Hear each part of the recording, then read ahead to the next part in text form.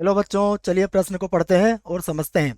मान ज्ञात कीजिए। और देखो यहाँ पर हमारे पास समाकलन दिया है 2x की घात n-1 और बटे में है बच्चों x की घात n+3 और हमें इसका समाकलन ज्ञात करना है। ठीक है बच्चों, प्रश्न को हल करने से पहले बच्चों प्रश्न के लिए हम मुख्य अवधारणा लिख लेते हैं बच्चों। ठीक है, देखो प्रश्न की मुख्य अवधारणा। बच्चों मुख्य अवधारणा में हम समाकलन के कुछ सूत्र लिखेंगे जिसकी सहायता से हम इस प्रश्न को हल कर पाएंगे। ठीक है बच्चों, तो देखिए मुख्य अवधारणा। पहला सूत्र लिखेंगे बच्चों हम समाकलन ज्ञात करने के लिए। देखिए बच्चों, हमें एक सूत्र याद होना चाहिए, 1/x dx। ठीक है बच्चों, इसका जो समाकलन होता है वह होता है log और मापांक में हो जाता है बच्चों x प्लस c। ठीक है बच्चों, यह समाकलन के लिए हमारे पास एक सूत्र होगा। और बच्चों एक और सूत्र है जो कि अवकलन का है बच्चों, d/dx x की घात n और इसका अवकलन होता है n x की घात n-1। ठीक है बच्चों, तो ये दो सूत्र है जिनका प्रयोग हम इस समाकलन को ज्ञात करने में करेंगे। अब बच्चों जो प्रश्न दिया है उस प्रश्न को हम i के बराबर मान लेते हैं। देखो तो माना हमारा जो प्रश्न है वह किसके बराबर है, i के बराबर है। तो i बराबर हो जाएगा बच्चों 2x की घात n-1 और बटे में आ जाएगा बच्चों x की घात n+3। ठीक है बच्चों, इसे हम समीकरण 1 बना देते हैं।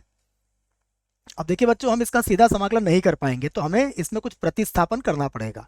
तो प्रतिस्थापन करने के लिए देखो बच्चों, हम x की घात n+3 को अगर t मानते हैं तो हमारा समाकलन हो जाएगा।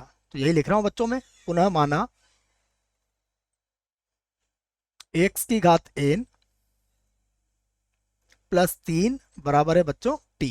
ठीक है बच्चों, यहां से देखो मैं इसका x के सापेक्ष अवकलन करूंगा बच्चों, जिसका सूत्र मैंने आपको मुख्य अवधारणा में लिखवा दिया है। तो ये हो जाएगा n और x की घात n-1 और 3 का अवकलन बच्चों 0 होगा और t का अवकलन हो जाएगा dt/dx। ठीक है बच्चों, यहां से देखो dx को तो ऊपर ले जाएंगे बच्चों और n को हम बटे में लेके आ जाएंगे। ठीक है, तो ये कुछ इस प्रकार बन जाएगा x की घात n-1 dx और dt के बटे में आ जाएगा बच्चों n।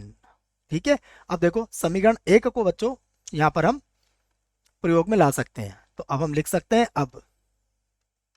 अब देखो बच्चों i बराबर कितना हो जाएगा, i बराबर हमारे पास होगा समाकलन, देखो x की घात n-1 dx। ठीक है बच्चों, ये मान किसके बराबर आया है, हमारा यह मान आया है dt/n के। ठीक है, तो देखो दो तो हमारे पास अचर था तो दो को तो हम बाहर लिख देंगे। और उसके बाद देखो बच्चों, हमने x की घात n+3 को क्या माना था t, तो ये हो जाएगा 1/t और बाकी जो मान होगा बच्चों हमारा हो जाएगा dt/n।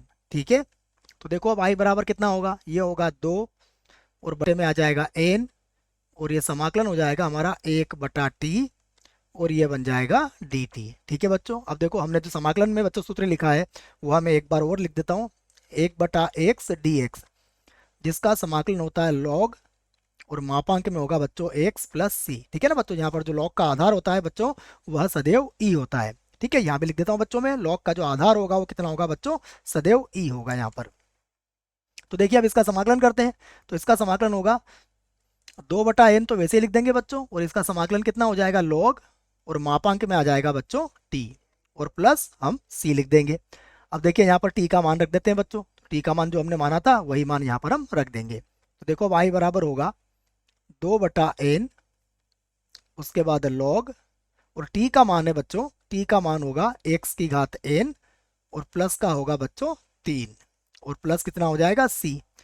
ठीक है बच्चों, यही हमारे प्रश्न का उत्तर है। आशा करता हूं बच्चों आपको इस प्रश्न का उत्तर समझ में आया होगा। धन्यवाद।